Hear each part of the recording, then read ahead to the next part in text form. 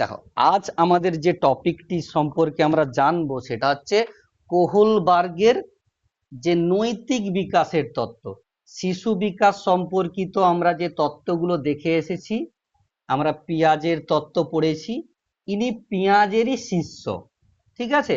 Kohlberg পিয়াজের যে তত্ত্ব ছিল সেটা হচ্ছে প্রজ্ঞামূলক বিকাশের তত্ত্ব, সেগুলো আগের দিন হয়েছে। আজকে আমরা দেখব নৈতিক বিকাশের তত্ত্ব। দেখো, প্রথম টার্মটার মধ্যেই পাচ্ছি নৈতিকতা। বিষয়টা অ্যাকচুয়ালি কি? নৈতিকতা মানে কোনো কিছু যে ভুল না ঠিক এইটা বিচার করার যে নীতি, এটাই কিন্তু হচ্ছে নৈতিকতা। কোনো বিষয়কে যদি মনে হয় যে এটা ঠিক বা ভুল বা ভালো বা মন্দ, এই যে নীতিটা, এইটাকে আমরা বলবো নৈতিকতা। আর নৈতিকতার বিকাশ বলতে কি বুঝবো? যখন এই নৈতিকতার পরিবর্তনগুলো বা ব্যক্তির যে বিচারকরণের যে ক্ষমতা, সেইটার বিকাশকে আমরা বলবো নৈতিক বিকাশ। তাই নৈতিকতা বলতে কি বললাম? যে ব্যক্তির কোনো কিছু একটি পরিস্থিতিতে যদি পড়ে যায় ব্যক্তি, সেটা খারাপ না সেটা ভালো, বা ঠিক না সেটা ভুল, এইটাকে বিচার করার যে ক্ষমতা বা এই যে বিচার করার যে নীতি, তাকেই বলবো আমরা কিন্তু নৈতিকতা। আর এই যে ক্ষমতার যে বিকাশ, অর্থাৎ নৈতিক ক্ষমতার যে বিকাশ, তাকেই বলবো আমরা নৈতিক বিকাশ। মানে তোমার কাছে যদি আমি কোনো একটা ঘটনাকে দিয়ে দেই, একটা বাচ্চা ছেলে প্রচন্ড ক্ষুধার্ত ছিল, সে দোকান থেকে একটা রুটি, খুব অল্প বয়সী বাচ্চা, সে হয়তো পয়সা কি বা টাকা কি তার মূল্য তার সম্পর্কে অত ধারণা নেই, চুরি কোনটাকে বলে, কোনটাকে বাধ্য মানে পরিস্থিতির শিকার হয়ে খেতে হয়েছে, এইগুলো সম্পর্কে তার ধারণা নেই। একটা ছোট বাচ্চা, একটা 6 বছরের বাচ্চা প্রচন্ড ক্ষুধার্ত, সে কারো দোকান থেকে একটা রুটি নিয়ে নিয়েছে।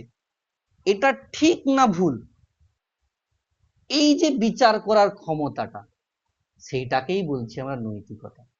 সেটা একটা বাচ্চা, কেন একটা সামান্য অন্য লোক পরিস্থিতি, আমরা দেখব বিভিন্ন রকমের ডেলিমা রয়েছে, যেখানে সব জায়গায় হিঞ্জের ডেলিমা গুরুত্বপূর্ণ। আসবো তত্ত্বের আগে।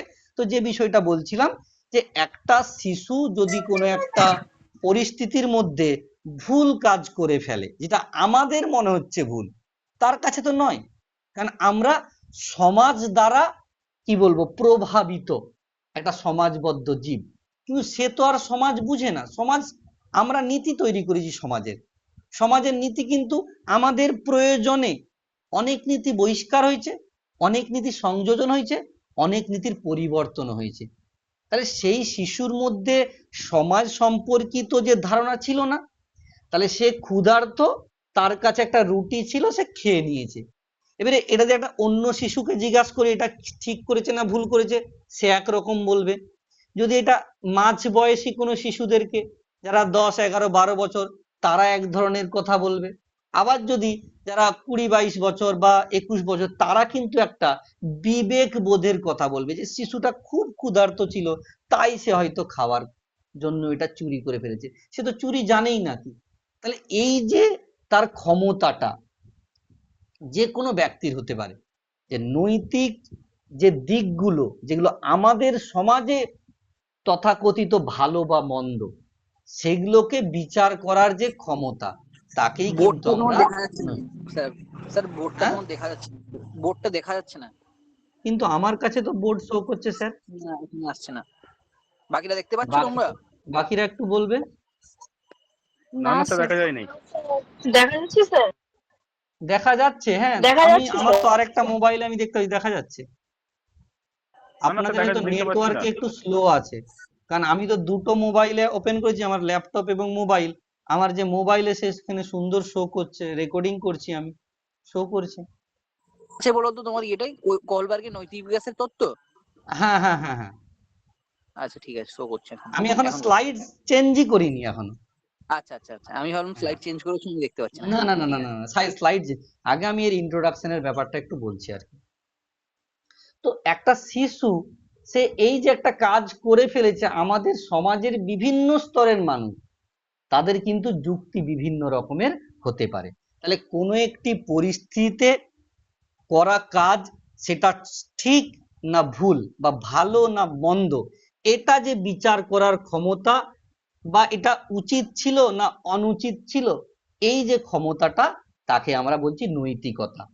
এবং এই নৈতিকতার যে পরিবর্তন বা এই নৈতিকতার যে বিকাশ বা এই বিচারকরণের ক্ষমতার যে বিকাশ, তাকেই কিন্তু আমরা নৈতিক বিকাশ বলবো। ঠিক আছে, তাকেই কিন্তু আমরা নৈতিক বিকাশ বলবো। এরপরে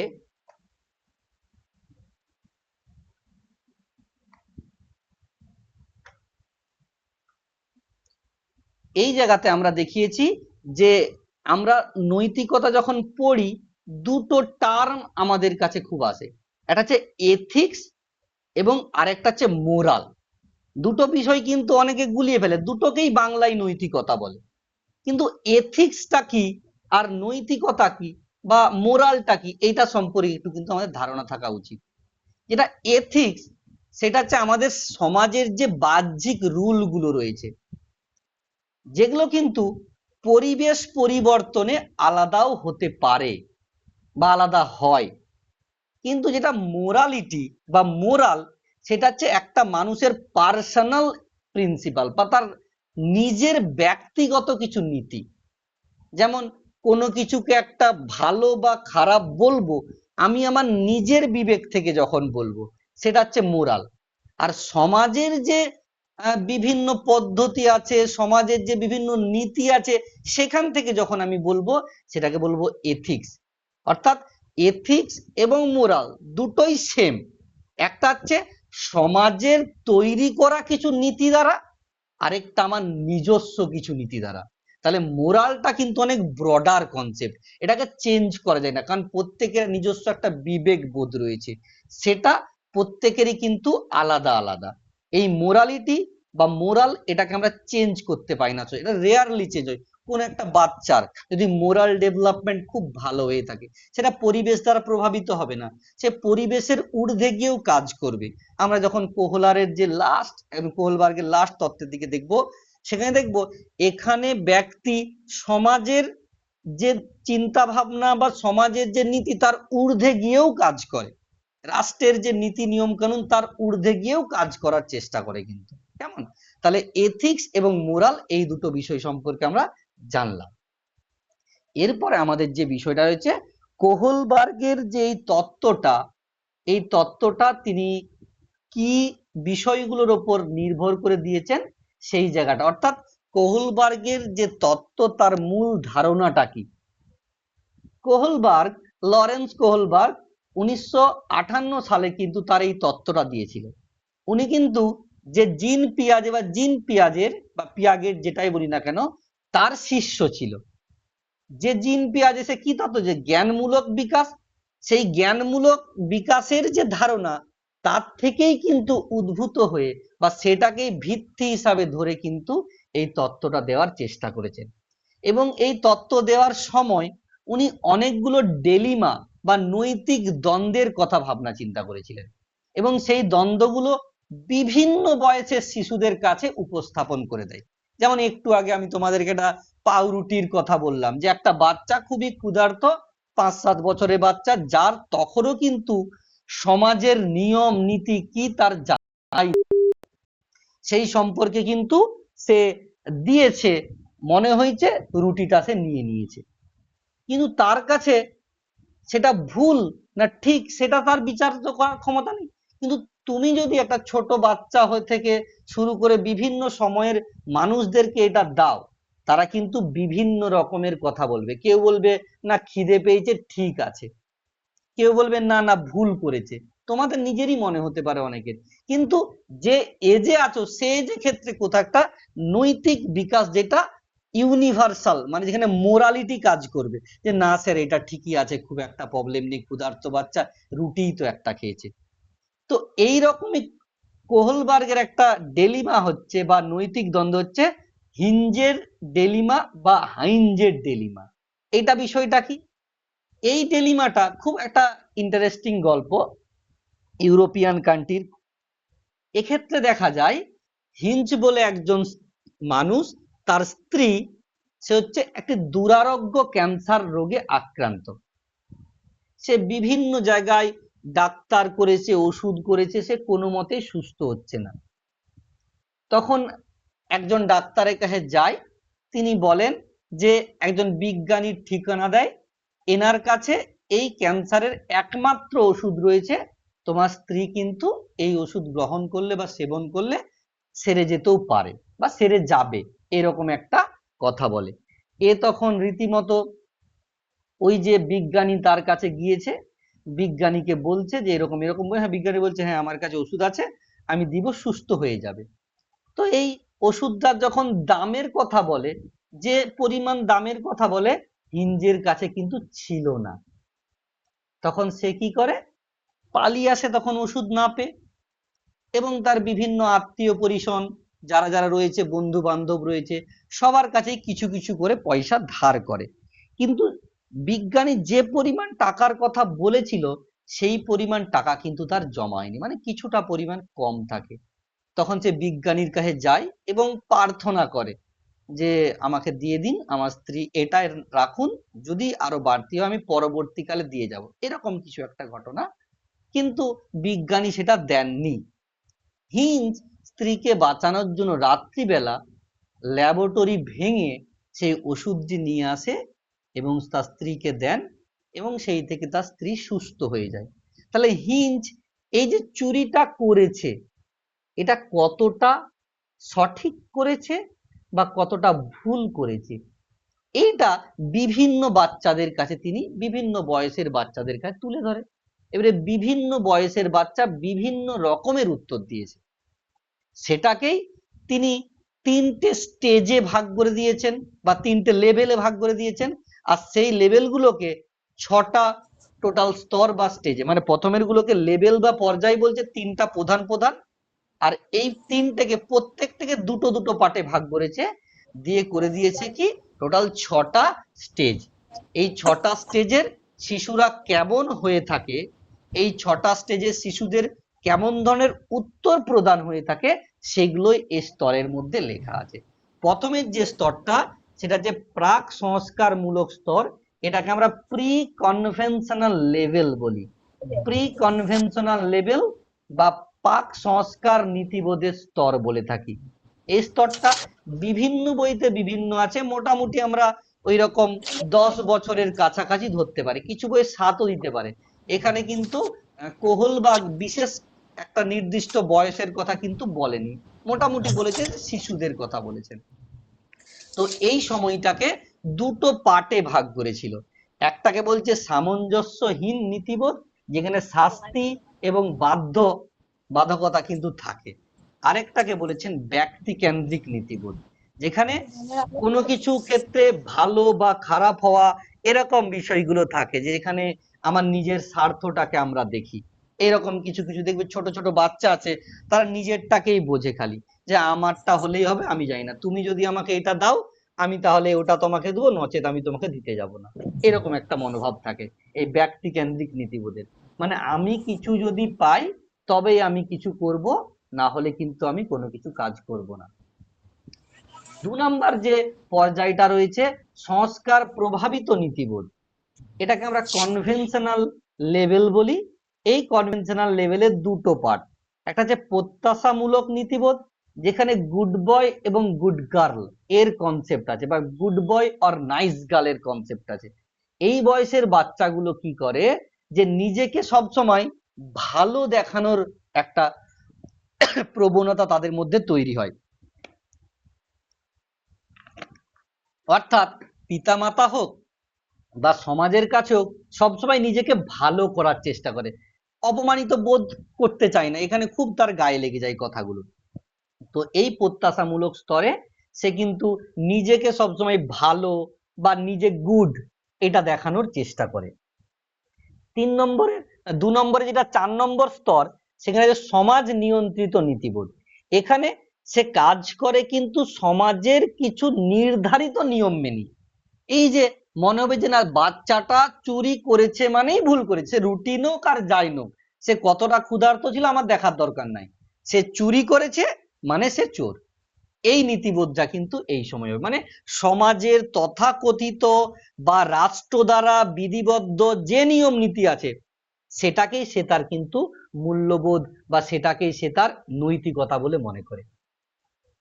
আর 3 নম্বর স্টেজটাকে আমরা বলবো সংস্কার মুক্ত পর্যায়, যেখানে কিন্তু এই যে সমাজের তথাকথিত যে নিয়ম নীতি এগুলো তাকে প্রভাবিত করতে পারে না। আমি একটা বলছিলাম না, আমরা যে যে চলে এসেছি, আমরা সমাজের বাইরে গিয়ে কাজ করতে চাই, সমাজের নিয়ম নীতিকে ভাঙতে চাই, যে এটা ভুল আমরা এটা মানবো না, আমরা নতুন করব। এই যে একটা এখন জেনজি কনসেপ্ট এসছে, তোমরা অনেকেই নেপালের ঘটনা শুনেছো, জেনজি কনসেপ্ট।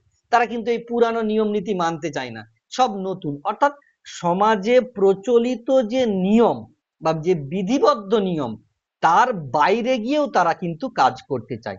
এই স্তরটাকে দুটো পর্যায়ে ভাগ করে, একটাকে বলি সামাজিক চুক্তি নিয়ন্ত্রিত নীতিবোধ, যেখানে সে বিভিন্ন ধরনের সমাজের যে ভালো মন্দ রয়েছে সেগুলোকে নিজের মতো মনে করে কিন্তু পরিবর্তন করার চেষ্টা করে বা পাল্টানোর চেষ্টা করে। আর চতুর্থ যে স্তরটা সেটাকে বলা হয় সার্বজনীন নীতিবোধ, যেটাকে আমরা ইউনিভার্সাল এথিক্যাল প্রিন্সিপাল বলছি। এক্ষেত্রে কি হয়, এখানে একটি ব্যক্তি তার নিজের যে বিবেকবোধ সেটার উপর কিন্তু বিভিন্ন ধরনের কাজকে ভালো বা মন্দ এটা বিচার করে। সেখানে সে যুক্তিকরণের ক্ষমতাকে খাটায়, বিভিন্ন ধরনের যে যুক্তি রয়েছে সেগুলোকে খাটানোর চেষ্টা করে। অর্থাৎ সে সমাজের যে নিয়ম নীতি তাকে মারিয়ে ঊর্ধ্বে গিয়ে যেটা একটা ইউনিভার্সাল এথিক্যাল প্রিন্সিপাল, একটা ইউনিভার্সাল থিংস হবে, সেই বিষয়টাতে কিন্তু থাকার চেষ্টা করে। দেখো, এরপরে আমরা একটা একটা স্তরকে একটু ভালোভাবে জানার চেষ্টা করব। প্রথমের যে স্তরটা, এটাকে আমরা পাক সংস্কারমূলক স্তর বা পাক সংস্কারমূলক পর্যায় বলছিলাম। এই স্তরটার ইংলিশ নাম কিন্তু প্রি কনভেনশনাল লেভেল। এখানে একটা শিশু ভালো মন্দ বিচার করে কিন্তু নিজের চাহিদা এবং সে যেটাকে দেখেছে তার উপর নির্ভর করে। এখানে সমাজ স্বীকৃত নিয়ম নীতি সে কিন্তু বোঝে না। যেমন বললাম, একটা 7 বছরের শিশু একটা রুটি চুরি করেছে, সে কি থোড়ি জানে সমাজে এরকম রুলস এর ব্যাপার আছে যে আমি ক্ষুধার্ত একটা রুটি পয়সা না দিয়ে নিয়ে নিয়েছি মানে আমি বিরাট বড় অপরাধ করে ফেলেছি? সে সেটা জানেই না। সমাজ স্বীকৃত নিয়ম নীতি সে কিন্তু বোঝেই না। এই স্তরটাকে আমরা দুটো পার্টে ভাগ করেছি। একটা কি শাস্তি বাধ্য নীতিবোধ, যেখানে আমরা বলতে পারো পানিশমেন্ট ওবিডিয়েন্ট ওরিয়েন্টেশনের এই স্তরটা। এক্ষেত্রে কি পাবো, প্রত্যেকটি মানুষ এই স্তরে কিন্তু প্রকৃত যে নৈতিকতা সেটা কিন্তু তৈরি করতে পারে না। তখনও শিশুকাল রয়েছে, একদম ছোট বাচ্চা, সে মনে করে যে কাজটা করলে ঘরে পিটন খাবো, যে কাজটা করলে মাস্টার মশাই বকবে, বাবু সেটা করা যাবে না, সে এটুকুই বোঝে। তার কাছে নীতিবোধ বলতে বা নৈতিকতা মানে এটাই বোঝায় যেটা করলে মা বকবে, যেটা করলে মাস্টার পিটবে সেটা বাবু করা যাবে না। তার কাছে ওটাই কিন্তু প্রথম স্তরের নৈতিকতার মধ্যে পড়ে। তাই দেখো, উদাহরণ হিসেবে লিখেছি আমি, শিশু পড়াশুনো করে একটি কারণ, হয় ঘরের লোক পিটবে নয় মাস্টার বকবে বা মাস্টার মারবে, এই জন্যই কিন্তু পড়ে। কেউ বলবে যে না না স্যার, আমার শিশু একদম নিজের থেকে বুঝে নিজে নিজেই পড়তে না, এটাও সে দেখে বা জেনে। অনেক সময় না আগুনে হাত দিতে হয় না, হাত দিয়েছে বড় ভাই, হাত পুড়ে গেছে, তাকে পিটেছে ঘরের লোক বা সে কাঁদছিল, আমি আর হাত দিব না বাবা, এটা দেখেও শিখে যায়। তো এক্ষেত্রে কিন্তু তার যে প্রকৃত নৈতিকতা সেটা কিন্তু কাজ করে না। সে খালি মনে করে যে কাজটা করলে আমি শাস্তি পেতে পারি সেই কাজটা করা যাবে না, তার কাছে নীতিবোধ কিন্তু এটাই বোঝায়।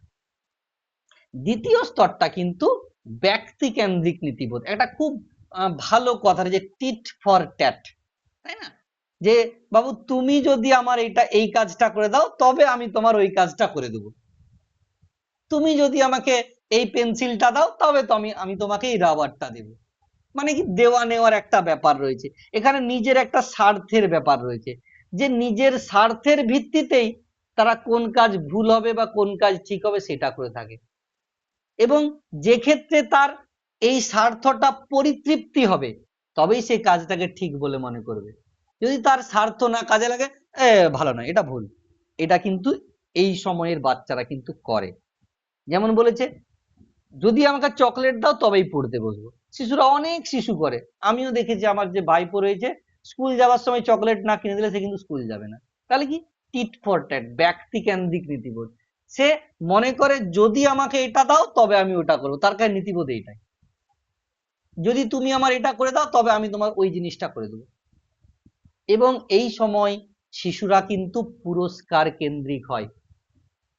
যে ভালো রেজাল্ট করে অনেক সময় শিশুদেরকে বলি না, এই রেজাল্ট যদি করতে পারো তোমায় কিন্তু সাইকেল কিনে দেওয়া হবে। যেমন আমাদের সময় ছিল, মাধ্যমিকে ভালো রেজাল্ট যদি করতে পারি তাহলে কিন্তু সাইকেল কিনে দেওয়া হবে, এরকম একটা আমাদের পরিবারে রয়েছে। তো একই রকম এটা ব্যক্তি কেন্দ্রিক নীতিবোধের মধ্যে পড়ছে। এখানে পুরস্কার পাবো, তখন আমরা চেষ্টা করি কি মাধ্যমিক একটু ভালো রেজাল্ট করলে তাহলে একটু ভালো সাইকেলের কথা বলবো। তাহলে আমার কাছে নীতিবোধ সেখানে কিন্তু আমি ভালো রেজাল্ট করলে আমার খুব পড়াশোনায় ভালো হবে বা আমার ভবিষ্যৎ ভালো, আমি এটা ভাবিনি। আমি তখন এটাই ভেবেছি ভালো রেজাল্ট করতে হবে কারণ ভালো পুরস্কার পাবো, বাবাকে যে সাইকেলটা বলবো সেটাই কিনে দিবেন। তাহলে এই সময়টাকে আমরা বলি কি ব্যক্তি কেন্দ্রিক নীতিবোধ, যেখানে টিট ফর ট্যাটের কিন্তু ধারণাটা রয়েছে। এরপরে দ্বিতীয় যে স্তরটা, সেই স্তরটাকে বলছে সংস্কার প্রভাবিত, মানে সংস্কার বা সমাজের যে বিধিবদ্ধ নিয়মগুলো রয়েছে, যে সমাজের বা রাষ্ট্রের যে নীতিগুলো রয়েছে সেগুলোকে কিন্তু এই পর্যায়ে মেনে চলায় বা নীতিবোধের বা নৈতিকতার মাধ্যম ধরা হয়। এই পর্যায়টাতে প্রথমে ছোট ছোট দলকে গুরুত্ব দেয়, তারপরে আস্তে আস্তে তার যে ভাবনাটা বা নৈতিকতাটাকে অনেক দূর প্রসারিত করার চেষ্টা করে। এই যে স্তরটার এই যে পর্যায়টার প্রথম স্তর বা যেটা অরিজিনালি তত্ত্বের তৃতীয় স্তর, সেই স্তরটাকে বলছে প্রত্যাশামূলক নীতিবোধ। এটাকে মনে রাখবে গুড বয় এবং নাইস গার্ল ওরিয়েন্টেশন স্টেজও বলতে পারি।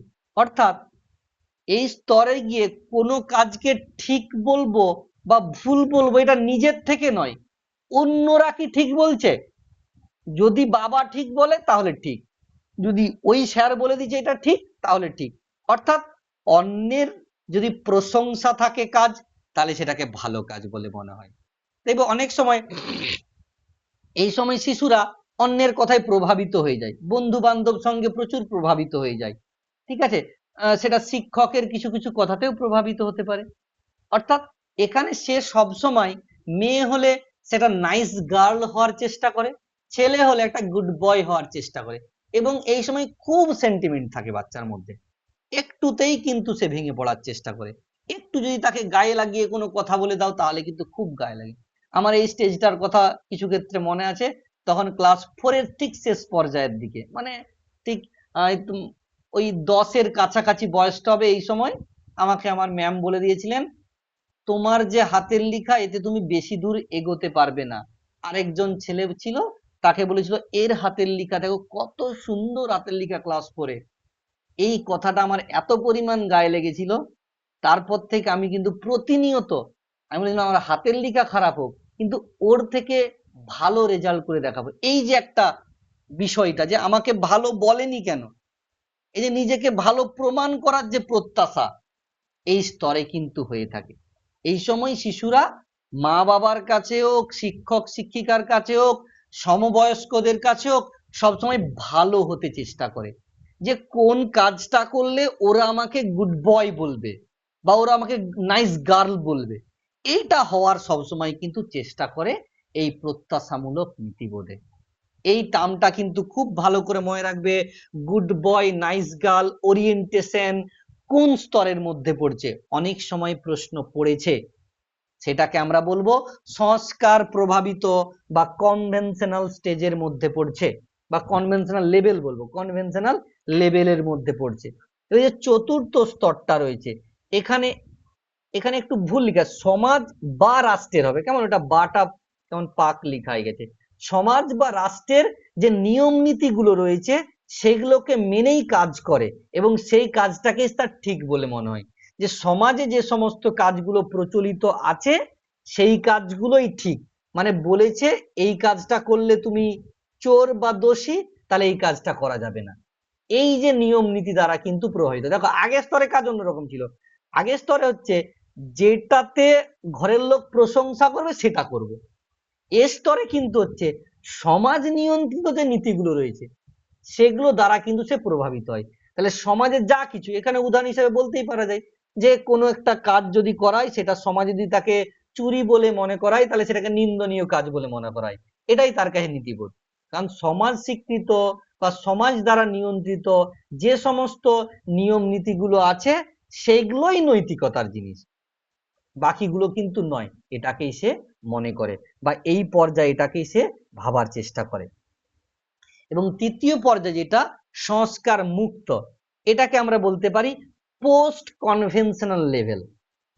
এই পর্যায়ের কিন্তু যে নীতিবোধ বা ভালো মন্দ বিচার করার যে ক্ষমতা সেটা কিন্তু ব্যক্তির যে ব্যক্তিগত নীতি তার দ্বারা প্রভাবিত হয়। মানে এখানে নিজের মোরাল থাকে, এথিক্স নয়। এর আগের পর্যায়টাতে এথিক্স একটা কাজ করত, এখানে কিন্তু মোরাল কাজ করবে। এখানে ব্যক্তি কোনো কিছুকে ভালো বা খারাপ বলবে তার নিজের যে ব্যক্তিগত নীতি আছে তার দ্বারা, সেটা অনেক সময় সমাজ নাও মানতে পারে। মানে সেই যে তার বিচারকরণের ক্ষমতা সমাজে যে স্বীকৃতি পাবে এমনটা কিন্তু নাও হতে পারে, পাবে না জেনেও কিন্তু সে সেই কাজটা করে কি দ্বারা, তার নিজস্ব ব্যক্তিগত যে নীতিবোধ দ্বারা। এই যে স্তর পর্যায়টাকে দুটো স্তরে ভাগ করা হয়েছে, এটা কি সামাজিক চুক্তি নিয়ন্ত্রিত নীতিবোধ, এই স্তরটাকে আমরা বলবো সোশ্যাল কন্ট্রাক্ট ওরিয়েন্টেশন। মানে এখানে যে সমাজের ক্ষেত্রে আমরা এখানে একটু স্পেলিং মিস্টেক হয়ে গেছে, এটা শিক্ষিত হবে না, সমাজ স্বীকৃত মানুষের যে অধিকার রয়েছে তার উপর ভিত্তি করে এই স্তরে কিন্তু ভালো মন্দ বিচার হয়। মানে সমাজে একটা মানুষের জন্য যে পরিমাণ বিষয় বা যে পরিমাণ অধিকার রয়েছে সেই পরিমাণ অধিকার যদি ঠিকঠাক ভাবে ফুলফিল না হয় তাহলে সেটাকে সে ভালো বলবে না, যে ঠিকঠাক ভাবে ফুলফিল হয় তবে সেটাকে সে ভালো বলে মনে করার চেষ্টা করে। এবং সে সমাজের ভালোর জন্য আইনকেও পরিবর্তন করতে চায়, এতেও তার কিন্তু কোনো যায় আসে না। মানে এক্ষেত্রে সে সমাজের বাইরেও কাজ করতে চায়। এবং ষষ্ঠ যে স্তরটা সেটাকে আমরা বলবো কি সার্বজনীন নীতিবোধ বা ইউনিভার্সাল এথিক্যাল যে ওরিয়েন্টেশন রয়েছে বা ইউনিভার্সাল এথিক্যাল প্রিন্সিপাল ওরিয়েন্টেশন যেটা রয়েছে, অর্থাৎ এখানে ভালো মন্দের যে বিচার, কোনো একটা কাজ সেটা ভালো না মন্দ, এই যে বিচার করার ক্ষমতাটা তার বিবেক বোধের থেকে আসে, তার বিবেকের উপর নির্ভর, তার মোরালিটির উপর নির্ভরশীল কিন্তু রয়েছে। প্রত্যেকটি মানুষের নিজস্ব কিছু যুক্তিকরণের কিন্তু ক্ষমতা রয়েছে প্রত্যেকটা মানুষের, সেই প্রত্যেকটা মানুষের যুক্তিকরণ ক্ষমতার থেকে তার কিন্তু নৈতিক যে কাজগুলো সেগুলো কিন্তু নির্ভর করবে। প্রত্যেকটা, তোমরা প্রত্যেকে এখানে আছো, আমি কোনো একটা যদি কথা বলি, এই যে যত লোক রয়েছে প্রত্যেকে আলাদা আলাদা যুক্তি দিবে, তুমি বলবে না এইটা ঠিক কারণ আমার এইটা মনে হচ্ছে, কারণ সেইখানে তোমার নৈতিক যে ডেভেলপমেন্ট এত দূর পর্যন্ত হয়েছে, সেখানে কারো একটু কমও হতে পারে কারো বেশিও হতে পারে। এই জায়গাটাতে কিন্তু সে রাষ্ট্রের স্বীকৃত বা সমাজের স্বীকৃত যা কিছু নীতি আছে সেটা যদি ব্যক্তির অধিকার আদায়ের ক্ষেত্রে খারাপ হয়ে থাকে সেটার ঊর্ধ্বে গিয়ে কিন্তু সে বিচার করার চেষ্টা করে। যেমন এই বয়সে ওই যে বাচ্চাটি রুটি চুরি করেছিল, আমরা কিন্তু চুরি বলবো না, এই চুরি টার্মটাই খারাপ বলবো আমরা। তার যে প্রয়োজনীয়তাটা, আমরা কেউ কিন্তু সম্পদ তৈরি করিনি, যদিও ভূগোলের ভাষায় মানুষ সম্পদের সৃষ্টিকর্তা, সম্পদের সৃষ্টিকর্তা কিন্তু প্রকৃতি, মানুষ সেই সম্পদটাকে নিজের মতো করে তৈরি করে। যখন ধান ছিল তখন প্রকৃতিরই ছিল, আমরা আমাদের প্রয়োজনে তাকে চালে কনভার্ট করেছি, তাই না? তাহলে ওই শিশুটি কিভাবে সে ভুল করেছে, সে সমাজের নয় প্রকৃতির খাবার সেটা নিয়েছে, সেটার তুমি অধিকারে আছো, মানে তোমার এটা নয় তুমি এই বয়সে মনে হবে। কিন্তু আবার কিছু লোকের না স্যার চুরি করেছে মানে ভুলই করেছে, এটা মনে হতে পারে। তো এই স্তরে গিয়ে তার সার্বজনীন যে নীতিবোধ সেইটা কিন্তু বিকাশ হয়েছে। অর্থাৎ রাষ্ট্রের যে নীতি বা সমাজের যে স্বীকৃত নীতি তার ঊর্ধ্বে গিয়েও সে কিন্তু কোনো না কোনো কাজ করার চেষ্টা করে। এবং এই যে আমরা 3টে লেভেল এবং 6টা স্টেজ পড়লাম, যেটাকে আমরা কোহলবার্গের নৈতিক যে মূল্যবোধ এর যে তত্ত্ব বা নৈতিক বিকাশের যে তত্ত্ব, সেটা শিক্ষা ক্ষেত্রে কতটা গ্রহণযোগ্য। প্রথম কথা কি, আমাদের নৈতিক দ্বন্দ্বের ব্যবহার করা উচিত। আমরা যতক্ষণ না নৈতিক দ্বন্দ্বে পড়ছি, আমরা স্বাধীন কিন্তু চিন্তা করতে পারবো না, বা আমাদের যে যুক্তিকরণের ক্ষমতা সেটা কিন্তু খুব একটা বাড়ে না।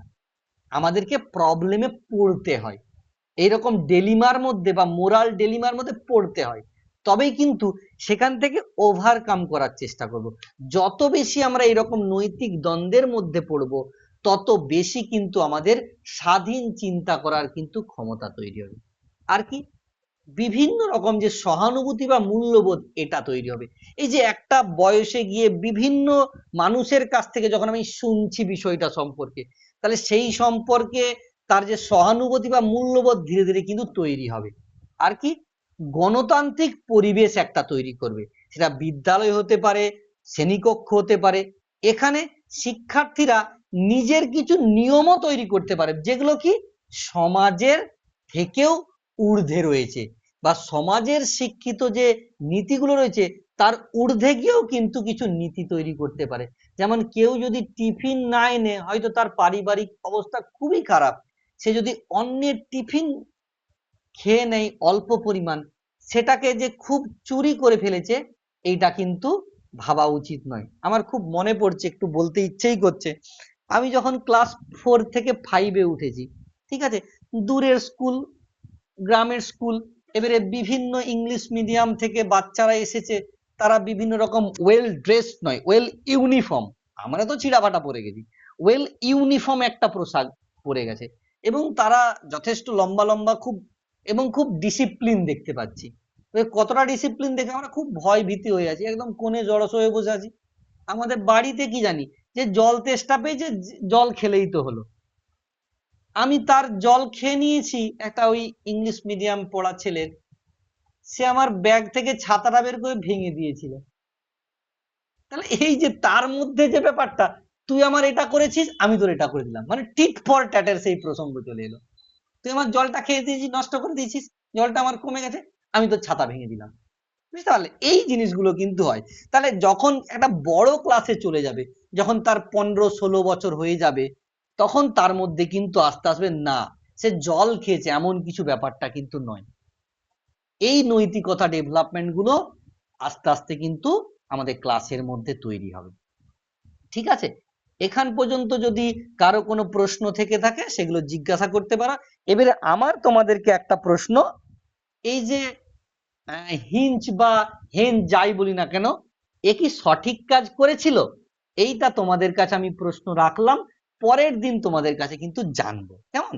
যদি এখান পর্যন্ত কারো কোনো জায়গাতে বুঝতে প্রবলেম হয়েছে বা আমার কথা বুঝতে পারোনি, তাহলে আমি বলো, সেগুলো একটু ডিসকাস করে দিচ্ছি। আচ্ছা, ঠিক আছে, আমরা প্রশ্নে যাচ্ছি তাহলে। এবারে প্রথম যে প্রশ্নগুলো, এগুলো 2015-16 সালে যে আমাদের আপার প্রাইমারি টেট হয়েছিল তার থেকে নেওয়া। এই চ্যাপ্টার থেকে আমি যে সমস্ত জায়গাতে প্রশ্ন করি সে জায়গাতে একটু কম আছে, তাই প্রিভিয়াস ইয়ারের প্রশ্নগুলোকে আমরা বেশি করে তুলেছি। তো প্রথমের যে তত্ত্বটা রয়েছে, শিশু কেন্দ্রিক শিক্ষার জনক কে? মানে শিশুকে পড়াতে হবে শিশুর মতো করে, এরকম শিক্ষার জনক কে ছিল? ডিউ ছিল, ফ্রয়েবেল ছিল, মন্তেশ্বরী ছিল, আর রুশো ছিল। দেখি প্রত্যেকে অ্যান্সার দেওয়ার চেষ্টা করবে।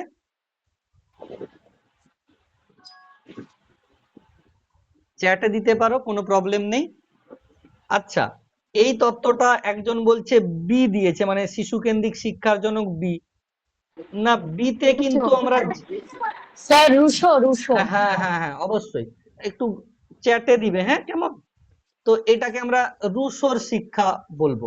আমাদের শিশু কেন্দ্রিক শিক্ষা 3 নাম্বার টপিকে রয়েছে, আসবো আমরা, এখন ওইটা আসিনি, কেমন? তো এটা 3 নাম্বার টপিকেও রয়েছে, এর উত্তর কিন্তু রুশো হবে, কেমন? এবারে 17 নম্বর প্রশ্ন, বুদ্ধির উপাদান বিশ্লেষণ তত্ত্ব প্রথম কে দিয়েছিল? বুদ্ধির স্যার উপাদান স্পিয়ারম্যান বিশ্লেষণ, হবে। হ্যাঁ চ্যাটে লিখবে কেমন। থার্স্টন আছে এতে, বিতে আছে গার্ডনার, সিতে আছে ক্যারল এবং ডিতে আছে স্পিয়ারম্যান। অবশ্যই এটি কিন্তু স্পিয়ারম্যান হবে কেমন। যখন বুদ্ধির উপাদান তত্ত্ব আমরা পড়বো তখন এগুলো পর পর দেখবো, যে যে তত্ত্বগুলো আছে সবগুলোই, থার্স্টনের বলো গার্ডনারের বলো, সব তত্ত্বগুলোই দেখবো। এরপরে রয়েছে 18 নম্বর যে প্রশ্ন, সাহিত্য পাঠ শিশুর পক্ষে প্রয়োজনীয় কারণটা কি? এতে কি হয়, শিশুর এতে জ্ঞান বৃদ্ধি হয়, বিতে কল্পনা বিকশিত হয়, সিতে কঠিন শব্দ আয়ত্ত হয়, ডিতে চরিত্র গঠন হয়। কল্পনা অনেকেই বিকশিত হয়। দেখছি, অনেকেই দেখছি বি উত্তর কল্পনা দিচ্ছ। হ্যাঁ, কল্পনা বিকশিত হয়। যদি এখানে কল্পনা বিকশিত না হয়ে অন্য কোনো প্রশ্ন যদি থাকতো তাহলে সেখানে হয়তো আমরা করতাম চরিত্র গঠন। চরিত্র গঠন হয়। হ্যাঁ, অনেক জায়গাতেও কিন্তু চরিত্র গঠন সাহিত্য পাঠ থেকে হয়। কারণ সাহিত্য পাঠে আমরা দেখবে কোনো যদি মানুষ প্রথম জীবন থেকে রবীন্দ্রনাথের সমস্ত কিছু পড়ে আসে, তার মধ্যে অন্যরকম কিন্তু একটা ভাবধারা তৈরি হবে। কারণ বিভিন্ন পর্যায়ে যা কিছু প্রয়োজন রবীন্দ্রনাথ সবই একটু একটু একটু করে লেখার চেষ্টা করেছেন। তো এই সাহিত্য পাঠ কিন্তু আমাদের মধ্যে চরিত্র গঠনের চেষ্টা করে থাকে। যে কোনো অ্যাকচুয়ালি যারা বাংলা স্যার হয়তো বলেওছে তোমাদেরকে, সাহিত্য হচ্ছে আমাদের সমাজের দর্পণ। এক কথায় আজ থেকে প্রাচীন কালে যে সাহিত্য লেখা হয়েছে, প্রাচীন কালে সমাজ কেমন ছিল তা কিন্তু ফুটে উঠেছে। তোমরা যে সেই অপু বলে যেটা দেখেছো, কি যেন ভুলে গেলাম, যে অপু এবং মানে তার দিদি এবং যে ভাই যে একটা গল্প রয়েছে, ট্রেন দেখতে যাবে। হ্যাঁ পথের পাঁচালী স্যার, পথের পাঁচালী। হ্যাঁ একদম। এই যে আমি, এই আমি পথের পাঁচালী কিন্তু বলতে পারতাম। এটাকে কি বলে বলতো? প্রম্পটিং বলে। আমি বেশ একটা গল্পের কথা বলছি, আমি উত্তর বলছি না। এটাও কিন্তু আমাদের পড়ার পার্ট, আসবো যদি কখনো এই সিলেবাসে দেখতে পাই তাহলে আসবো। প্রম্পটিং বিষয়টা কি দেখবে, অনেক সময় স্যাররা তোমাদেরকে ধরাতে চাইছে কিন্তু সঠিক উত্তরটা বলছে না। তো এটা পথের পাঁচালীতে সে তখনকার সমাজ কেমন ছিল সেই বিষয়গুলো কিন্তু ফুটে ওঠে অনেক জায়গাতে, যেখানে বিভিন্ন ধরনের কুসংস্কার, গোঁড়ামি, সমাজের বাইরেও কিছু লোক গোঁড়ামিকে কাটিয়ে উঠতে, সমস্ত কিছুই কিন্তু সাহিত্যের মধ্যে রয়েছে। তাহলে সাহিত্য সমাজের দর্পণ। এখানে কিন্তু ব্যক্তি সাহিত্যকে অনুসরণ করে তার চরিত্র গঠনও করতে পারে, কিন্তু চরিত্র গঠনের পাশাপাশি কিন্তু সবচেয়ে বেশি পরিমাণে তার কল্পনা শক্তির বিকশিত হয়। যখন তুমি সিনেমাটা না দেখে যদি বইটা পড়ো, তুমি কিন্তু অপুর জগতে চলে যাওয়ার চেষ্টা করবে কেমন। 19 নাম্বার প্রশ্ন যেটা রয়েছে, শিশুদের মধ্যে ব্যক্তি বৈষম্য দেখা যায় কিসের কারণে? এটা প্রত্যেকেই পারবে কারণ এটা আমাদের পড়া হয়ে ডি গেছে। D D, option D. বংশগতি, বংশগতি এবং পরিবেশ, এর দুটোই থাকে। এর আগের যে ক্লাসটা ছিল তোমরা ইউটিউবে গিয়ে বা আমি যে ভিডিও দিয়েছি সেখান থেকেও দেখে নিতে পারো, যে ব্যক্তি বৈষম্য দুটো কারণে হয়ে থাকে। একটা, একটা শিশু সে বংশ পরম্পরায় কি নিয়ে এসেছে, আরেকটা সে যে পরিবেশে ছিল সেই পরিবেশ থেকে কি শিখেছে। এই দুটোই কিন্তু তার বিভিন্ন ধরনের যে বিচারকরণের ক্ষমতা হোক, বোঝার ক্ষমতা হোক, শিকার ইচ্ছা হোক, সমস্ত কিছুই কিন্তু নির্ভর করে। যখন আমরা ইন্ডিভিজুয়াল ডিফারেন্সিয়েশন পড়েছিলাম তখন দুটো তিনটা কথা শুনেছিলাম কি, যে আমরা শিশুরা কিন্তু বিভিন্ন রকমের, আমি বলেছিলাম দেখবে কেউ চুপচাপ পড়তে ভালোবাসে, কেউ দুলে দুলে জোরে জোরে জোরে জোরে আওয়াজ করতে করতে পড়তে ভালোবাসে, আবার কেউ বলে যে আমাকে অনেক বলেছে যে আপনি বলুন স্যার আমরা শুনে নিলেও হয়ে যাবে। যেমন আমার নিজেও এটা অ্যাপ্লাই করি, আমাকে যদি কেউ কোনো কিছু শুনিয়ে দেয় আমার গল্পের মতো, আমার তাহলেও হয়ে যাবে। তাহলে এই যে একটি শিশুর মধ্যে যে ব্যক্তি বৈষম্য, এটা কিন্তু যে কোনো একটা কারণে হয় না, এতে তার যে মা বাবা বা পূর্বসূরির থেকে যে পাওয়া যে বৈশিষ্ট্য তার দ্বারাও হয়, এবং সে যে পরিবেশে আছে সেই পরিবেশের কারণেও কিন্তু হতে পারে। তাহলে এক্ষেত্রে আমরা 19-এর অপশন ডি করব। প্রথম দুইয়ের সমন্বয়েই কিন্তু শিশুর মধ্যে ব্যক্তি বৈষম্য দেখা যায়। এরপরে 20 নাম্বার প্রশ্ন, বারবার একই বানান ভুল করার সম্ভাব্য কারণ কি হতে পারে? শিখন অক্ষমতা, শিখন অক্ষমতা, শিখন দৃষ্টির অক্ষমতা, ক্ষীণতা, কে ভুল হবে কে? করার ডিসলেক্সিয়া। প্রবণতা এবং কম বুদ্ধি। দেখো আমাদের যে টপিক শিখন একটা অক্ষমতা। রয়েছে, হ্যাঁ, মেন টপিক রয়েছে শিখন এবং পেডাগগি। এখানে আমরা বিভিন্ন রকমের তত্ত্ব মানে ওই রকম ধারণা দেখব। ডিসলেক্সিয়া, ডিসগ্রাফিয়া, ডিসক্যালকুলিয়া, ঠিক আছে, এইরকম অনেক কিন্তু ধারণা দেখব। তো যেখানে শিখন অক্ষমতা মানে হচ্ছে যে কোনো কিছু শিখতেই তার ভুল হচ্ছে, সে বানানটা বারে বারে ভুল করছে, কারণ তার শেখার সময় সেই বানানটা শিখতে পারেনি ঠিক করে।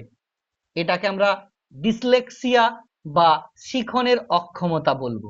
এগুলো সব টপিক আছে, বাট প্রশ্ন তুলে এনেছি তো তাই এখন ছোট্ট করে একটু বলছি। যখন মেজর টপিক পড়াবো এক একটা ইউনিট এক একদিন করে পড়াচ্ছি আমি। এরপরে তাহলে এটা কি হবে? অপশন এ শিখন অক্ষমতা। 21 নাম্বার প্রশ্ন রয়েছে, শিক্ষার্থীদের মধ্যে সহযোগিতামূলক শিখনের ফলে কি হতে পারে? শিক্ষার্থীরা শিক্ষার্থীরা স্বনির্ভর, স্বনির্ভর হয়, শিক্ষার্থীরা সকলেই সমান শেখে, শিক্ষার্থীদের প্রেরণা কমে যায় এবং তাদের কাছে শিক্ষকের প্রয়োজন থাকে না। প্রথম কথা আমি দুটো তিনটে কথা বলেছিলাম প্রথম দিনেই, যে এখানে শিশুর দিকে আমাদেরকে মেজর ফোকাস করতে হবে। তো দেখো, সকল সমান শেখে, এটা কিন্তু স্বনির্ভরতার সঙ্গেই কিন্তু জড়িয়ে রয়েছে। মানে শিক্ষার্থীরা যদি একসঙ্গে শিখার চেষ্টা করে, এ তাকে হেল্প করে, সে তো আর পুরো দেখে দেখে করছে না। একজনের হেল্প, সে একটু উদ্বুদ্ধ হয়ে আরেকটু কাজ করে ফেললো। অনেক সময় আমরা বলি না, স্যার এটা দেখিয়ে দিন না, আমরা নিজেরাই করে নিতে পারবো, একটু খালি দেখিয়ে দিন। তাহলে এতে কি হবে? সে আস্তে আস্তে স্বনির্ভর হচ্ছে, সে নিজে নিজে ইন্ডিপেন্ডেন্ট হওয়ার চেষ্টা করছে। তাহলে অবশ্যই এখানে শিক্ষার্থী স্বনির্ভর হয়ে উঠবে। এরপরে রয়েছে কোনটি ঠিক, কি সম্পর্কে? উচ্চ মেধা সম্পন্ন শিক্ষার্থীরা কেমন হয়? সব সময় শান্তশিষ্ট, সর্বদাই অসাধারণ আচরণ করে, দ্রুত দ্রুত সমস্যার সমাধান সমস্যার করে সমাধান করে, এবং দ্রুত সমস্যা যে সমাধান কোনো করে, কাজ দ্রুত সম্পন্ন সমস্যার করে। সমাধান করে। দেখো আমি একটু অবশ্যই এটা শীতেই যাওয়া উচিত, কারণ শান্তশিষ্ট উচ্চ মেধাবী সম্পন্ন ছাত্ররা নাও থাকতে পারে। আর দ্বিতীয় কথা, সর্বদাই মানে অসাধারণ আচরণ করবে, এটা করা সম্ভব নয়। আর দ্রুত কোনো কাজ সম্পন্ন করবে, এর মধ্যেই কিন্তু লুকিয়ে আছে সমস্যার সমাধান। তাহলে অবশ্যই আমরা অপশন সিতে যাব, দ্রুত সমস্যার সমাধান সে করতে পারবে। এরপরে আসবো 23 নাম্বার প্রশ্ন, কিভাবে শিক্ষার্থীদের উদ্বেগ দূর করবেন? মানে অ্যাজ এ শিক্ষক ক্লাসে তুমি, তাদের পূর্ণ স্বাধীনতা দিয়ে। আর কার কি ধারণা দেখি এখানে? দেখো, পূর্ণ স্বাধীনতা দিলে তার মধ্যে উদ্বেগ কিভাবে দূর হবে? সে তো নিজেই একটা অন্যরকম এটা হচ্ছে। হবে যে কারোর প্রতি পক্ষপাতিত্ব না করে, কারোর প্রতি পক্ষপাতিত্ব একদম না করে। একদম একদম কারোর প্রতি পক্ষপাতিত্ব করা চলবে না। আমার ছেলে স্কুলে পড়ে মানে আমি তাকে বেশি প্রায়োরিটি দেব আর অন্যকে কম দেবো, তখনই সবার মধ্যে কিন্তু উদ্বেগ তৈরি হবে। অর্থাৎ প্রত্যেকেই first boy to last boy আর first girl to last girl, আমার কিন্তু দৃষ্টিভঙ্গি সমান থাকবে, কাউকে আমি কিন্তু বেশি বা কম ভাবে দেখব না। আমি যদি পক্ষপাতিত্বহীন ভাবে কাজ করি, শিক্ষার্থীরা কখনোই কিন্তু তোমার ক্লাসে উদ্বেগপূর্ণ হয়ে পড়বে না। অর্থাৎ তোমাকে নিউট্রাল থাকতে হবে। তাহলে এই প্রশ্নটা কিন্তু আমাদের কি থেকে? উপস্থিত বুদ্ধি থেকে। এটা পেডাগোজিক্যাল কনসেপ্ট। আসবো এই যেগুলো যখন সম্পর্কে আসবো তখন আরো ভালোভাবে হবে, টপিক গুলো সব পড়াই। 24 নাম্বার প্রশ্ন আছে, শিক্ষার্থীদের পরিবেশ সম্বন্ধে শিক্ষাদানের উপায় কি করতে পারি আমরা? মানে কিভাবে পরিবেশ সম্পর্কে তাদেরকে পড়াতে পারি? পরিবেশের সঙ্গে প্রত্যক্ষ পরিচিতি করাতে পারবো। 2, পরিবেশের বিভিন্ন সমস্যা সম্পর্কে তাকে সচেতন করে তুলবো। 3, বিভিন্ন বিষয়ের অন্তর্গত পরিবেশ সংক্রান্ত বিষয়গুলিকে পড়াবো। আর 4, পরিবেশ বিদ্যা পড়াবো। পরিবেশের সঙ্গে প্রত্যক্ষ পরিচিতি। হ্যাঁ, এই একটা খুব ভালো অবজারভেশন। দেখো দুটো টার্ম আছে, একটা হচ্ছে সিইং মানে দেখা, শুধু দেখলাম, আর আছে অবজারভেশন প্রত্যক্ষকরণ করা, যে কোনো জিনিসকে নিখুঁত ভাবে দেখানো। আমি তোমাকে পরিবেশবিদ্যার যাই বই পড়াই না কেন, জবা ফুলের যে 4টি অংশ, বৃতি, দলমণ্ডল আর পুংকেশ্বর, গর্ভকেশর, যদি বাচ্চাকে আমি একটা জবা ফুলকে দেখিয়ে একটা একটা পার্টকে আলাদা আলাদা করে পড়াই, তার আর পরিবেশ সম্পর্কে বিশেষ কোনো বা জবা ফুল সম্পর্কে বিশেষ কোনো যে সন্দেহ থেকে যাবে এমনটা কিন্তু নয়। অর্থাৎ আমরা যদি পরিবেশের প্রত্যক্ষ সংস্পর্শের মাধ্যমে আসি, তাহলে কিন্তু আমাদের পরিবেশ সম্পর্কে সমস্ত ধারণাই কিন্তু হয়ে যাবে। এরপরে কি, ভাইগটস্কি এর পরের ক্লাসে পড়াবো, এর পরের ক্লাসে আছে, ঠিক আছে। ভাইগটস্কির মতানুযায়ী কৃষ্টি মানে কালচার, হ্যাঁ, কৃষ্টি শিক্ষার ফল, কৃষ্টি শিক্ষার ঐতিহ্য, কৃষ্টি শিক্ষার একমাত্র নির্ণায়ক, আর কৃষ্টি শিখনের সহায়ক উপাদান। দেখো প্রথম ডি, কথা, অপশন ডি স্যার। সহায়ক উপাদান। হ্যাঁ অবশ্যই option D। সহায়ক উপাদান, কারণ একমাত্র উপাদান হবে না, সংস্কৃতির অনেক উপাদান রয়েছে।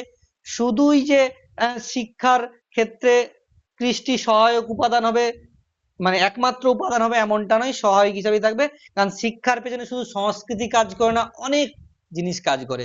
তার পরিবেশ রয়েছে, বংশগতি রয়েছে, শিশুর বিভিন্ন ধরনের পারিপার্শ্বিক অবস্থা রয়েছে, সবগুলো একসঙ্গে কাজ করবে।